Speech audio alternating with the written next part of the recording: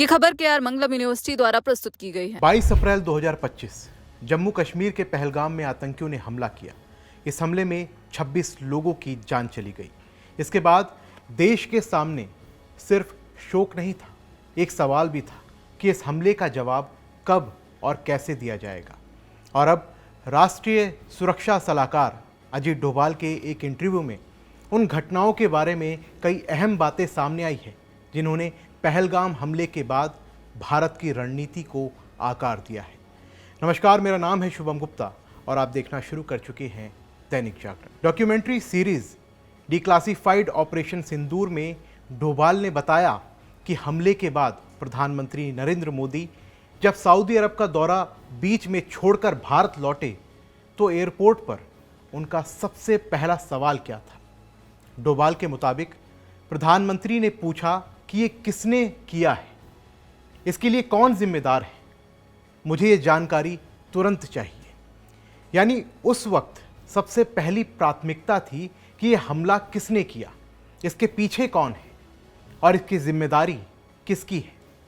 लेकिन इसके बाद कहानी सिर्फ जांच तक सीमित नहीं रही। भारत ने जवाब देने का फैसला किया और इस जवाब का नाम था ऑपरेशन सिंदूर। डोभाल के मुताबिक इस ऑपरेशन का मुख्य उद्देश्य पाकिस्तान और पाकिस्तान अधिकृत कश्मीर यानी पीओके में मौजूद उन आतंकी ढांचों को निशाना बनाना था जिनका संबंध पहलगाम हमले से था।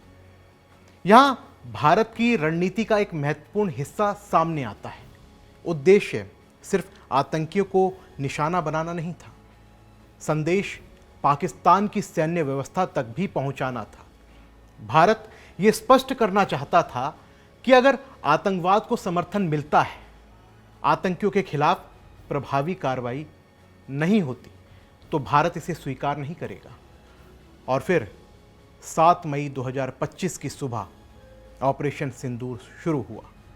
भारतीय सशस्त्र बलों ने पाकिस्तान और पीओके में मौजूद आतंकी ठिकानों पर सटीक हमले किए। इसके बाद पाकिस्तान की तरफ से भी जवाबी हमले हुए, यानी एक ऐसा सैन्य टकराव हुआ जिसमें दोनों देश परमाणु हथियारों से लैस हैं। और यही वजह है कि ऑपरेशन सिंदूर को सिर्फ एक सैन्य कार्रवाई के रूप में देखना पर्याप्त नहीं है। यह सैन्य कार्रवाई के साथ साथ एक बड़े रणनीतिक संदेश का मामला भी था।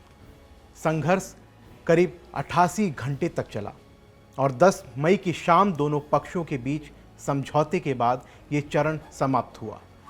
लेकिन अजीत डोभाल के बयान का सबसे महत्वपूर्ण हिस्सा शायद इसके बाद आता है। उन्होंने कहा कि दुनिया के लिए भारत का संदेश साफ है कि भारत की उदारता को उसकी कमजोरी ना समझा जाए। मतलब ये कि भारत लंबे समय तक संयम रख सकता है, लेकिन अगर उसकी सुरक्षा और संप्रभुता को चुनौती दी जाती है तो वो जवाब देने की क्षमता और इच्छा शक्ति दोनों रखता है।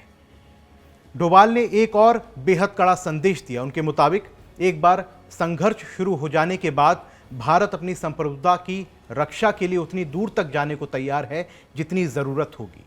और उन्होंने कहा, हम खून की आखिरी बूंद तक लड़ेंगे। अब यहाँ प्रधानमंत्री नरेंद्र मोदी के उस बयान को भी समझना जरूरी है जिसमें उन्होंने कहा था कि ऑपरेशन सिंदूर अभी जारी है।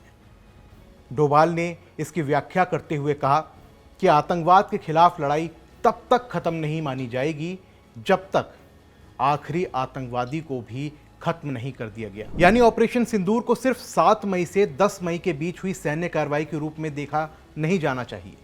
इसके पीछे एक लंबी रणनीतिक सोच का संकेत दिया जा रहा है।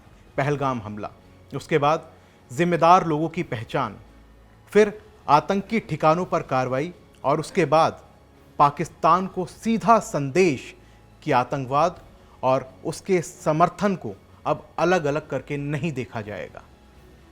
इस पूरे घटनाक्रम में एक बात साफ दिखाई देती है, भारत ने पहलगाम हमले के बाद अपनी प्रतिक्रिया को सिर्फ भावनात्मक जवाब के तौर पर पेश नहीं किया है।